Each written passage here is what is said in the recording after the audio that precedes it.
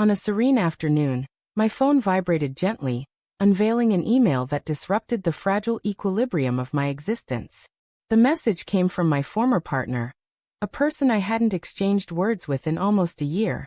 Our bond had unraveled amid chaos, and I was convinced our connection was beyond repair.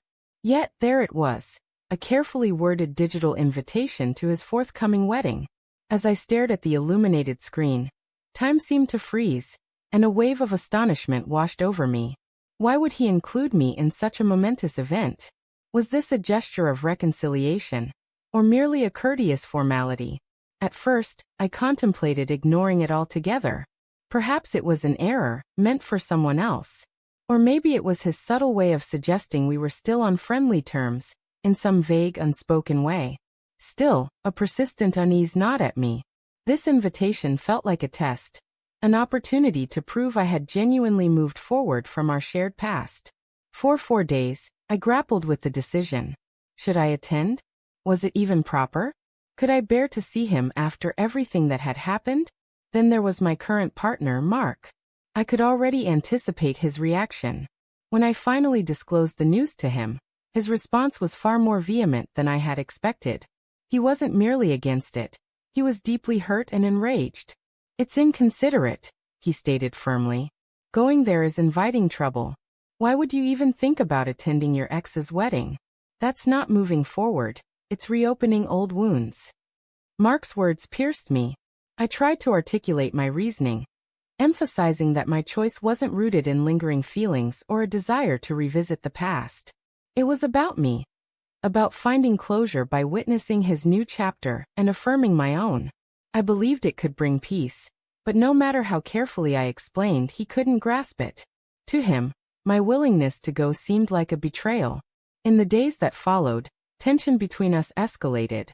Our conversations shifted from quiet unease to fiery disputes. The trust and warmth we had nurtured began to erode, replaced by doubt and mistrust. I kept questioning myself. Was I mistaken?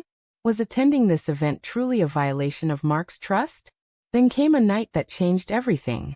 Mark came home from work, sat me down, and uttered words I never imagined hearing. "If you attend your ex's wedding, perhaps we're not meant to be together." His voice was steady, but the weight of his ultimatum crushed me. I pleaded with him to understand my perspective, assuring him that my love for him remained steadfast, and that this decision was about facing my past, not reigniting it. I wanted to confront those memories directly, so they could no longer haunt me. But he shook his head, his resolve unyielding. That night, Mark left. I sat alone in the faint glow of my apartment, the glowing invitation on my phone screen taunting my isolation. When the wedding day arrived, I chose to attend, despite the whirlwind of emotions. I dressed meticulously, hoping to fade into the crowd, my heart churning with anxiety, grief, and a strange spark of anticipation. Entering the sophisticated venue, surrounded by familiar faces, felt like stepping into a surreal dream. There he was, my ex, standing at the altar, exuding a happiness I had never witnessed in him before. Our eyes met briefly, an awkward yet genuine moment. In that fleeting exchange, I realized this wedding was more than a celebration. It was a goodbye, not just to him but to the person I used to be. As the ceremony progressed, I experienced a tangled mix of closure and regret. Watching him pledge his life to another compelled me to confront what I had lost, and what I was still fighting to preserve. Thoughts of Mark flooded my mind, and I wondered if a different choice could have altered our course. Perhaps if I had declined the invitation. After the event, I reached out to Mark, desperate to repair the rift my decision had caused. I wanted to explain everything, to bridge the divide, but he was distant, reserved. He said he needed time, that my choice had shaken his confidence in our relationship. The sting of his words hurt, but I understood his perspective. Sometimes, love alone cannot heal the divide that mistrust creates. In the weeks that followed, I reflected deeply on the sequence of events. Accepting that invitation was not a simple act. It was a symbol of the fragile boundary between past and present, trust and uncertainty. I never intended to hurt Mark, but my decision had unknowingly crossed a line. It was a lesson learned through heartache. Now I'm gradually rebuilding my life, learning to value not only my own emotions, but also those of the people I cherish. This experience taught me that closure sometimes comes not from revisiting old wounds, but from protecting what we hold dear in the present.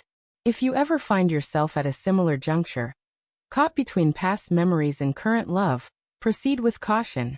Trust and respect are the foundations of any relationship.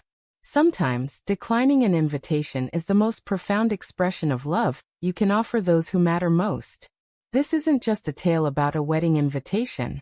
It's about the decisions we make and the far-reaching consequences they unleash. For me, it was the moment I discovered what truly matters.